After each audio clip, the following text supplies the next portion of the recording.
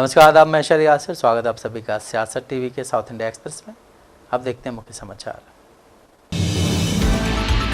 ACB ने सोमवार को हैदराबाद फार्मूला ई रेस में कथित अनियमितताओं के संबंध में बीआरएस के कार्यकारी अध्यक्ष केटी रामाराव को नया नोटिस जारी किया है। उन्हें 28 मई को पूछताछ के लिए पेश होने को कहा गया है। केटीआर ने नोटिस मिलने की पुष्टि की है और जांच में सहयोग करने की इच्छा जताई। उन्होंने कहा है कि कानून का पालन करने वाले नागरिक के रूप में मैं निश्चित रूप से एजेंसियों के साथ सहयोग करूंगा, भले ही मामला शुद्ध राजनीतिक उत्पीड़न के अलावा कुछ भी न हो। अब इसको लेकर बीआरएस नेता दोसांझ श्रवण कुमार ने कहा है कि तेलंगाना के मुख्यमंत्री रेवंत रेड्डी एसीबी को हथियार बनाने में लगे हैं तथा उन्हें विपक्ष को नोटिस भेजने से रोकने और परेशान करने के लिए मजबूर कर रहे हैं। कल एक असंगत मामले पर एक तुच्छ नोटिस हमारे नेता केटीआर को भेजा गया है। हम इसका लोकतांत्रिक और संवैधानिक तरीके से सामना करेंगे। तेलंगाना की राजधानी हैदराबाद में इस साल मिस वर्ल्ड प्रतियोगिता का आयोजन किया गया। इस बीच ये प्रतियोगिता विवादों में भी घिर गई है। दरअसल इस आयोजन से बीच में बाहर हो चुकी मिस इंग्लैंड 2025 की विजेता मिला मैगी ने आयोजन को लेकर गंभीर आरोप लगाए हैं। मिला मैगी ने एक ब्रिटिश अखबार से बातचीत में कहा है कि आयोजकों ने मुझे ऐसा महसूस कराया जैसे मैं एक वेश्या हूँ। मिला मैगी मिस वर्ल्ड प्रतियोगिता में हिस्सा लेने के लिए 7 मई को हैदराबाद आई थी और 16 मई को वापस लौट गयी। उनके इस बयान के बाद अब राज्य की राजनीति में भी हलचल मच गई है। मिस वर्ल्ड प्रतियोगिता और व्यवस्थाओं पर लगाए गए इन आरोपों की गंभीरता को देखते हुए तेलंगाना सरकार ने जांच के आदेश दिए हैं। टीम ये पता लगाने की कोशिश कर रही है कि मिस वर्ल्ड प्रतियोगिता के आयोजन में कोई अनुचित व्यवहार या असुविधा हुई है या नहीं और मिला मैगी के आरोपों में कितनी सच्चाई है। इसके लिए प्रतियोगिता में शामिल अन्य प्रतिभागियों से भी सवाल जवाब किए जा रहे हैं। इस पूरे मामले पर बीआरएस ने तीखी प्रतिक्रिया दी है। पार्टी ने खबर को सोशल मीडिया पर साझा करते हुए एक ट्वीट किया है। ट्वीट में बीआरएस ने लिखा है कि तेलंगाना की जनता का 250 करोड़ रुपए खर्च कर अंतर्राष्ट्रीय स्तर पर तेलंगाना राज्य और हैदराबाद की छवि को धूमिल करने वाली कांग्रेस सरकार और रेवंत रेड्डी को क्या जवाब देना है। बीआरएस के नेता केटी रामाराव आज पार्टी के सिल्वर जुबली सेलिब्रेशंस के लिए अमेरिका और यूके के दौरे पर निकले। इस यात्रा में राजनीतिक, शैक्षणिक और औद्योगिक गतिविधियों का मिश्रण शामिल है जो तेलंगाना के बढ़ते वैश्विक कद और इसके आधुनिक कथानक को आकार देने में केटीआर की भूमिका को दर्शाता है। यूके में केटीआर लंदन में ब्रिज इंडिया द्वारा आयोजित इंडिया वीक 2025 में भाग लेंगे। यहाँ वो मुख्य भाषण देंगे। इस कार्यक्रम में वैश्विक नीति निर्माता, राजनीतिक नेता और विचारशील नेता भाग लेंगे। तेलंगाना एनआरआई द्वारा आयोजित इस कार्यक्रम में हजारों प्रतिभागियों के शामिल होने की उम्मीद है जिन्होंने तेलंगाना आंदोलन का समर्थन किया और इसकी वैश्विक मान्यता में योगदान देना जारी रखा।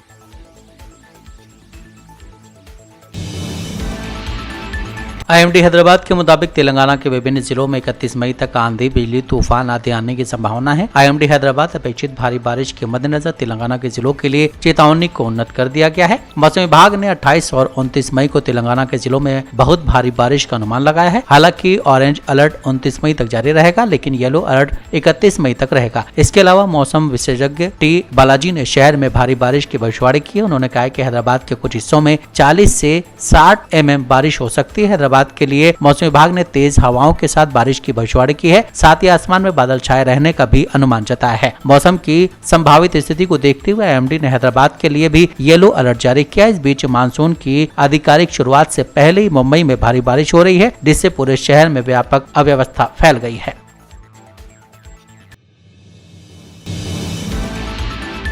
ऑपरेशन सिंदूर के बाद भारत ने पाकिस्तान के असली चेहरे को उजागर करने के लिए कई डेलीगेशनों को विदेश के दौरे पर भेजा। ये डेलीगेशन दुनिया भर के 33 देशों में जा रहे हैं। इस दौरान कुवैत पहुंचे भारत के डेलीगेशन, जिसमें एमआईएम के प्रमुख असदुद्दीन ओवैसी ने पाकिस्तान पर जमकर हमला बोला है। इसके साथ ही पाक सेना प्रमुख की तरफ से पीएम शहबाज शरीफ को गिफ्ट की गई फोटो का भी जिक्र किया है। ओवैसी ने कहा है कि ये बेवकूफ फोटो देकर भारत से मुकाबला करना चाहते हैं। कुवैत में भारतीय प्रवासियों से बातचीत में एमआईएम सांसद असदुद्दीन ओवैसी ने पाकिस्तान की आतंकवाद को बढ़ावा देने की नीतियों की कड़ी निंदा की है। उन्होंने टीआरएफ के संबंध में पाकिस्तान की भूमिका और एफएटीटी ग्रे लिस्टिंग की बात कही है। ओवैसी ने पाकिस्तानी सेना की भारत के साथ तुलना करने के प्रयासों की भी आलोचना की और पाकिस्तान के दावों पर सवाल उठाए हैं। उन्होंने कहा कि पाकिस्तान के दावों पर कभी विश्वास नहीं किया जाना चाहिए।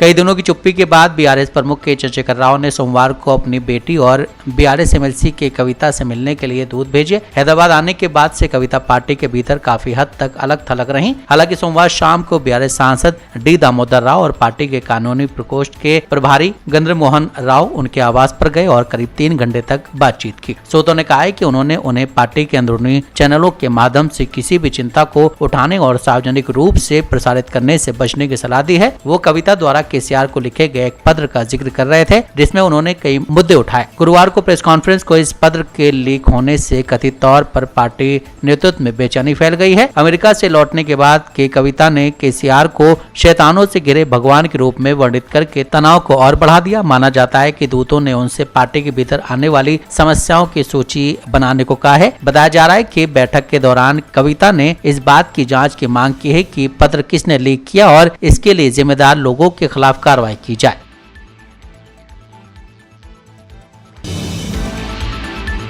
टीडीपी सुप्रीमो चंद्रबाबू नायडू ने आज कहा कि केंद्र में विभिन्न सरकारों द्वारा लिए गए कई फैसलों में टीडीपी ने अहम भूमिका निभाई और पार्टी कल्याण, सुधार और विकास के लिए एक ट्रेड सेंटर है। अपनी पार्टी के सम्मेलन टीडीपी मानाडू को संबोधित करते हुए आंध्र प्रदेश के मुख्यमंत्री ने कहा कि पिछले 43 सालों में टीडीपी ने कई चुनौतियों का सामना किया है। कई लोगों ने कहा कि पार्टी खत्म हो गई, लेकिन इसका झंडा हमेशा ऊंचा रहा। सीएम ने कहा कि केंद्र सरकार द्वारा किए गए कई फैसलों में टीडीपी ने अहम भूमिका निभाई। आंध्र प्रदेश आज जो सोचता है भारत कल वही करता है, ये कई बार साबित हो चुका है। उन्होंने कहा है कि पिछली वाईएसआरसीपी सरकार के दौरान पार्टी कार्यकर्ताओं को काफी नुकसान उठाना पड़ा और कई टीडीपी कार्यकर्ताओं की जान चली गई। देश में कई राजनीतिक दल हैं, लेकिन टीडीपी ही एकमात्र ऐसी पार्टी है जिसने लोगों के जीवन को प्रभावित किया है। उन्होंने कहा है कि जब संगठनात्मक ताकत की बात आती है तो टीडीपी देश की सबसे मजबूत पार्टियों में से एक है। नायडू ने कहा है कि पार्टी ने महज 45 दिनों में सदस्यता अभियान पूरा कर लिया और 1 करोड़ सदस्य बनाए हैं। आंध्र प्रदेश में सत्तारूढ़ पार्टी का 3 दिवसीय टीडीपी मानाडू वार्षिक सम्मेलन शुरू हुआ है। ये 27 से 29 मई तक चलेगा।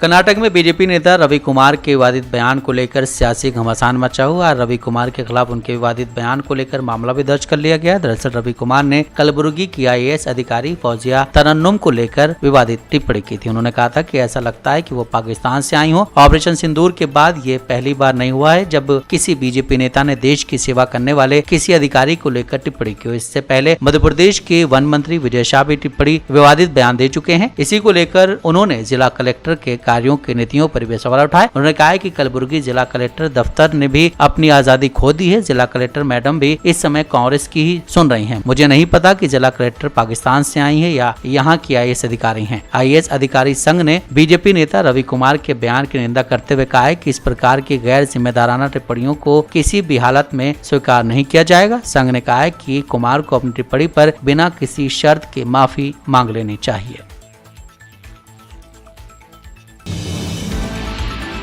देश भर में कोरोना के मामले एक बार फिर से तेजी से बढ़ रहे हैं। दिल्ली सटे नोएडा में बीते दिन एक मामला सामने आया। सोमवार को लिए गए नए जांच सैंपल में 9 मामलों की पुष्टि हुई है। इसके साथ ही अब नोएडा में कुल 10 एक्टिव मामले हो चुके हैं। सभी मरीजों को फिलहाल होम आइसोलेशन में रखा गया है। नोएडा में पहला मामला सोमवार को सामने आया था। ये वजह रही कि आज एक साथ 9 नए मामले सामने आए हैं। हालांकि प्रशासन ने कहा है कि घबराने की कोई जरूरत नहीं है। इसके साथ ही लोगों से एहतियात बरतने की बात की गई है। देश में कोरोना वायरस के मामलों की संख्या 1045 हो गई। सबसे ज्यादा 430 एक्टिव केस केरल में हैं। महाराष्ट्र में 210, दिल्ली में 104 और गुजरात में 83 केस हैं। कर्नाटक के 80 केसों में से सिर्फ 73 बेंगलुरु में हैं। वहीं महाराष्ट्र, राजस्थान, पश्चिम बंगाल, कर्नाटक में कुल 10 मरीजों की मौत हो चुकी है। इससे पहले 17 मई को कर्नाटक के बेंगलुरु में 84 साल के बुजुर्ग की मौत हुई थी। स्वास्थ्य विभाग ने बताया था कि बुजुर्ग की मौत मल्टी ऑर्गन फेल्योर की वजह से हुई है। 24 मई को इसकी कोविड रिपोर्ट पॉजिटिव आई थी। केरल में 2 लोगों की कोविड से मौत हुई है।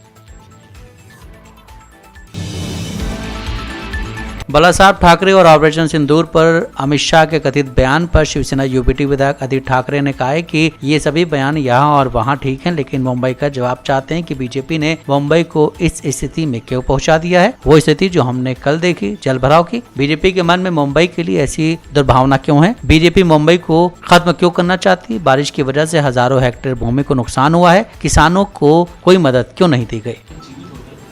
मुझे लगता है ये सारे बयान इधर उधर के ठीक है, लेकिन मुझे मुंबईकरों को जवाब चाहिए कि कल जो हालत हुए हैं वो भाजपा ने मुंबई के ऐसे हाल क्यों कर रखे। भाजपा को मुंबई के बारे में इतना मन में द्वेष क्यों है? भाजपा महाराष्ट्र को क्यों खत्म करना चाहती है? क्योंकि आज भी हज़ारों हेक्टेयर पे बारिश से नुकसान हुआ है, क्यों मदद नहीं गई है उन किसानों को? आज भी मुंबई हो, थाना हो, पूना हो, बहुत सारे शहरों में हाल ऐसे ही ख़राब होते जा रहे हैं, क्यों नहीं मदद मिल रही हमारे शहरों को? मैं यही पूछना चाहता हूँ, बाकी इधर उधर की बातें करते रहे।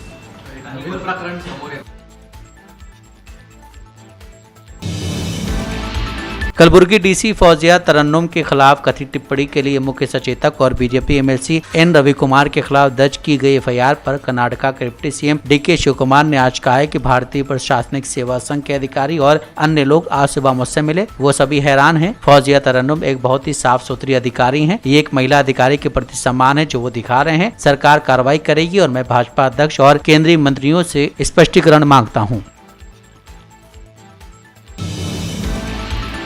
भारतीय जनता पार्टी ने एक बड़ी कार्रवाई करते हुए कर्नाटका में अपने 2 विधायकों को पार्टी से बाहर का रास्ता दिखा दिया है। बीजेपी ने एच.टी. सोमशेखर और ए. शिवराम हेब्बार को 6 साल के लिए पार्टी से निष्कासित कर दिया है। बीजेपी कर्नाटक यूनिट के अध्यक्ष बी.वाई. विजेंद्र के मुताबिक दोनों विधायकों को उनकी पार्टी विरोधी गतिविधियों की वजह से पार्टी से बाहर किया गया है। उन्होंने कहा कि बीजेपी के आला कमान ने लंबी बातचीत के बाद ये फैसला लिया है। एच.टी. सोमशेखर कर्नाटक विधानसभा में यशवंतपुर का प्रतिनिधित्व करते हैं और ए. शिवराम हेब्बार येलारपुर का प्रतिनिधित्व करते हैं। पार्टी की केंद्रीय अनुशासन समिति के सदस्य सचिव ओम पाठक के शिवराम हेब्बार को जारी आधिकारिक पत्र के मुताबिक पार्टी अनुशासन के बार बार उल्लंघन की वजह से ये बड़ा कदम उठाया गया है। लेटर में कहा गया है कि आपको पार्टी की प्राथमिक सदस्यता से तत्काल प्रभाव से 6 साल के लिए बाहर करने का फैसला लिया गया है और अब वर्तमान में पार्टी के सभी पद से हटा दिए गए हैं।